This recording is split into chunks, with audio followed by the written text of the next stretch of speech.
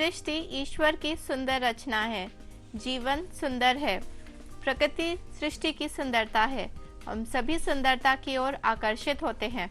ये मानवीय स्वभाव ही है, बस सुंदरता की ओर खिंचे चले जाना, चाहे वो रूप की सुंदरता हो या प्रकृति की या फिर जीवन के किसी भी आयाम की। आज इसी सुंदरता की बात करने हमारे साथ हैं वैद्य दीपक जी और मैं निधि। आपका स्वागत करती हूँ एक विशेष कार्यक्रम आरोग्य में। वैद्य जी, आपका बहुत बहुत स्वागत है हमारे कार्यक्रम में। नमस्कार। आज सुंदरता का व्यापार विश्व में अरबों डॉलर का है, लेकिन ऐसा नहीं लगता कि यहाँ ये बात सच है कि कस्तूरी कुंडल बसे मृग ढूंढे वनमाही। ठीक ऐसा ही कुछ सुंदरता के साथ है, क्योंकि वो हर चीज़ हमारे आसपास है जो हमें कुदरती खुशबू दे सकती है। लेकिन वो क्या है, देखते हैं आदर्श जीवन में।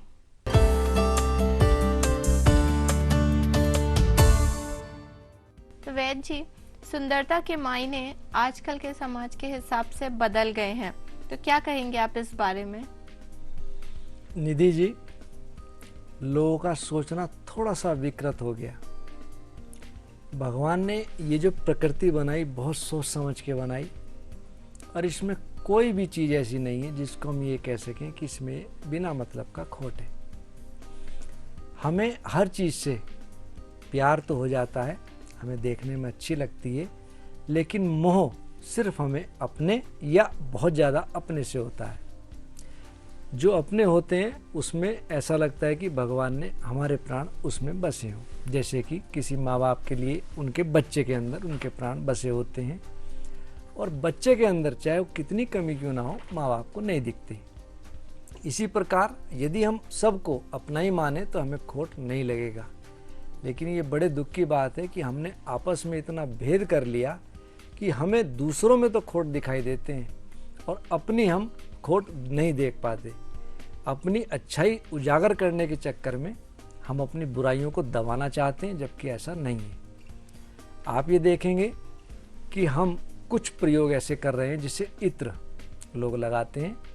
आपको ये जान के बड़ी हैरानी होगी कि एक जानवर होता है बिज्जू, जिसको मार मार के इतना मारा जाता है कि वो अधमरा हो जाता है। तब उसके जननांग से एक विशेष गंध निकलती है। उस गंध से ये लोग इत्र बनाते हैं और उसको मार के उसके अंदर वो ग्रंथि से उस इत्र का निर्माण करते हैं, जो कि बहुत गलत है। हमें अपने सुख के लिए दूसरे को दुख नहीं देना चाहिए। नंबर 2, कुछ प्रयोग बहुत सिंपल हैं जो यदि हम करें तो हम कह सकते हैं कि हमारी सुंदरता में चार चांद लगते हैं। रही बात सुंदरता की, माफी चाहूंगी वैद्य जी, प्रयोग पे हम जरूर चर्चा जारी रखेंगे, लेकिन एक कॉलर अभी इस वक्त हमारे साथ जुड़ चुके हैं, तो आइए जानते हैं उनकी समस्या क्या है। हेलो। हेलो जी, बहुत बहुत स्वागत है आपका। अपना नाम बताइए। मेरा नाम शशांक संकेश, मैं मुजफ्फरनगर से हूँ, यूपी से। जी, अपना प्रश्न बताइए। मैं वैद्य से पूछना चाहता हूँ, मेरे फेस पर बहुत सारे पिंपल्स हैं जी और मेरी उम्र 18 वर्ष है और मेरे बाल भी कम हैं, बहुत गिरते हैं मेरे बाल जी, और 2 साल से तो बहुत गिर रहे हैं मेरे बाल, और पिंपल्स भी मतलब बिल्कुल कम नहीं होते हैं बिल्कुल भी जी। और सर के बाल भी बिल्कुल उस पैटर्न में उड़ रहे हैं जैसे बड़े लोगों के उड़ते हैं। शशांक जी, 2-3 बातों का आप विशेष ध्यान रखें। एक, कब्ज ना हो। दूसरा, शरीर में खास तौर से दिमाग में आपके कोई तनाव ना हो। जब भी ये दिक्कत बढ़ेंगी तब ये इस तरह की परेशानी बढ़ती है। दूसरा, खाने पीने का आप विशेष ध्यान रखें। मैंने पहले कई बार कहा,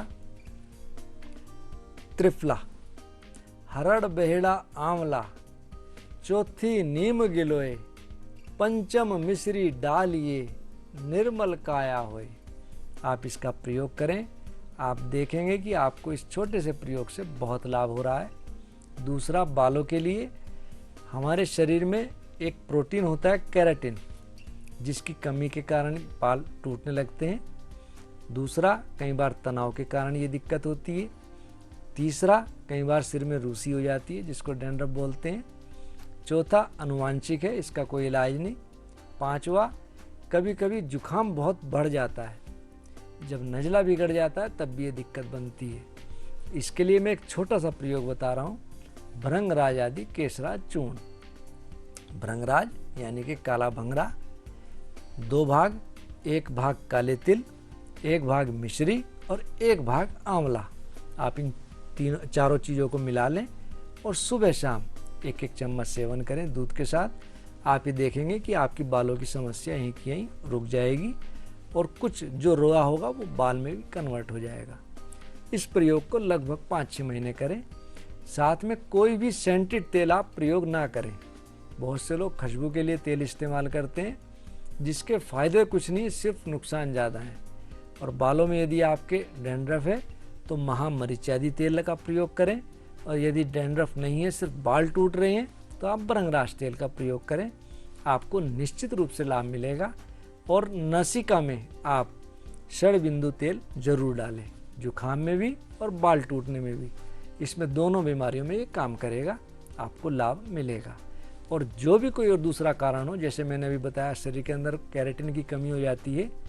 कैरेटिन सबसे ज़्यादा कैरेट के अंदर है, जिसको गाजर कहते हैं। अब गाजर की बहुत ज़्यादा उपलब्ध है गाजर, आप गाजर की सब्जी ज़्यादा सेवन करें। जुखाम हो तो सब्जी ज़्यादा लें, अगर जुखाम नहीं रहता तो आप कच्ची गाजर भी सेवन कर सकते हैं। आप इसको लें, आपको बहुत लाभ इससे मिलेगा। जी धन्यवाद वैद्य जी। धन्यवाद शशांक। आशा करते हैं कि इन बताए हुए प्रयोगों से आप ज़रूर लाभ उठाएंगे। तो दर्शकों, अगर आप भी कॉल करना चाहते हैं और बात करना चाहते हैं वैद्य जी से, तो आप कॉल कर सकते हैं इन नंबर्स पर जो बार बार आपकी टीवी स्क्रीन पर दिखाए जा रहे हैं। इन नंबर्स पर कॉल करके आप पर्सनल अपॉइंटमेंट भी ले सकते हैं। तो वैद्य जी, हम कॉल पे बात करने से पहले बात कर रहे थे सुंदरता को बढ़ाने के कुछ प्रयोगों के बारे में, तो उसी पर चर्चा जारी रखते हैं। कुछ सरल उपचार। निधि जी, 2-1 प्रयोग मैं ऐसे बताता हूँ जो बहुत सिंपल और सरल है और उनसे लाभ बहुत है। जैसे अभी शशांक जी ने कहा कि चेहरे पर पिंपल्स काफ़ी हैं, उसके लिए एक प्रयोग और बता रहा हूँ। कील मुहासों पर मलो, दूध गधी का रोज, मिटे हमेशा के लिए, रहे ना बिल्कुल खोज। आप कील मुहासों पर, अगर आसपास आपके कहीं कुमार के यहाँ या किसी के यहाँ भी गधी हो, उसका दूध ले लें, उसको मलें, आपको बहुत लाभ मिलेगा। दूसरा, बहुत सी महिलाएं इस बात से परेशान रहती हैं कि चेहरे पे झाइयाँ आ रही हैं या चेहरा मुरझाया रहता है। उसके लिए पीस चिरौंजी लीजिए कच्चे दूध के संग, सोते समय लगाइए निखरे मुंह के रंग। चिरौंजी को पीसकर कच्चे दूध में उसका उपटन बना करके रात को सोते समय लगा लें, सुबह आप साफ करें, आप देखेंगे आपका चेहरा अलग ही चमकता है। अभी वैद्य जी ने बताया कि अपने जीवन को आदर्श बना हम लोगों को ये कहने के लिए मजबूर कर सकते हैं कि तेरे चेहरे से नज़र नहीं हटती, पर ऐसा अगर ना हो तो ज़रूरत पड़ती है किसी अच्छे वैद्य के मार्गदर्शन और उसके आदर्श उपचार की।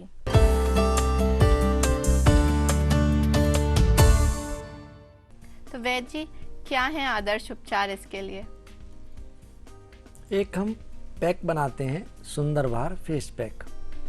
मसूर की दाल, मिंट, मुल्तानी मिट्टी, त्रिफला, सफ़ेद चंदन, लाल चंदन, इससे ये बनाते हैं मिलकर इन दवाइयों से। और मैं ये कह सकता हूँ कि फेस के लिए बहुत अच्छा ये प्रयोग है। रात को हम पहले चेहरे को अपना साफ करें। एक आयुर्वेद की बहुत अच्छी दवा है चंदन बला लाक्षादी तेल। रात को उससे चेहरे की हल्के हाथ से 2-4 मिनट मालिश करें और पूंछ करके सो जाएं। सुबह को उस फेस पैक को गाय के कच्चे दूध में उपटन बना करके लगाएं 15-20 मिनट, आधा घंटा तक, और उसके बाद धो करके नहा लें। आप ये देखेंगे कि 1 हफ्ते के बाद चेहरे पे बहुत नूर आने लगता है। और ये प्रयोग बहुत आज तक कभी निष्फल नहीं गया। साथ ही साथ अगर खून की कमी हो तो खून बढ़ाने की कुछ दवाई जैसे कि पुनर्नवा मंडूर, आरोग्यवर्धिनी, पुनर्नवा सब, इनका सेवन करें। खून में किसी प्रकार का कोई इन्फेक्शन है, उसके लिए रक्त विकार नाशक महामंजिष्ठादि क्वाथ एक्सट्रैक्ट घन, उस्वा और चोप चीनी इससे मिला करके बनाते हैं। और साथ में नीम घन वटी, इनकी 2-2 गोली सेवन करें तो शरीर की काया हमारी निर्मल होगी और चेहरे पे अलग ही ओज शक्ति नजर आएगी। जिस आदमी के चेहरे पे जितना ओज होगा वो समाज में उतना ही अलग निखर के आएगा और अलग ही चमकेगा। इसीलिए कहा भी गया, सूर्य उदय से प्रथम ही जो नर सदा नहाए। सूर्य उगने से पहले जो आदमी हमेशा नहाता है, रक्त शुद्ध दुर्गायु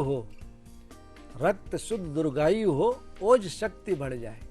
अगर सूर्यदेव से पहले हम उठें, घूमें, अपनी काम क्रिया ठीक करें और नहा लें तो हमारी ओज शक्ति बढ़ती है।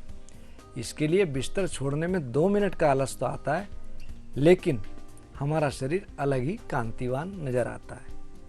जी वैद्य जी, तो दर्शकों, अभी हमने जाना कि जिस प्रकार हिरण की नाभि में पूरे जंगल को महकाने वाली कस्तूरी होती है और वो उसे यहाँ वहाँ ढूंढता फिरता है, ठीक उसी तरह भगवान ने हमारे आसपास और हमारे में वो सब कुछ दिया है जिससे हम चुस्त दुरुस्त और तंदुरुस्त रह सकें।